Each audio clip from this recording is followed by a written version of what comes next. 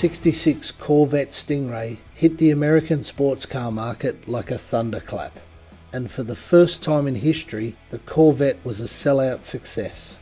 Indeed, such was its popularity that the St. Louis factory hired a second shift, but still couldn't build cars fast enough. This Corvette was fitted with a 427 cubic inch, 390 horsepower big block, and only available with a close ratio Muncie 4-speed transmission, delivered 0 to 60 mile an hour times of 4.8 seconds. With the optional side mount exhaust, 3.7 Posi track rear axle, heavy duty suspension and the rare cast-off aluminium knockoff wheels, this all-American muscle car stands out above the crowd.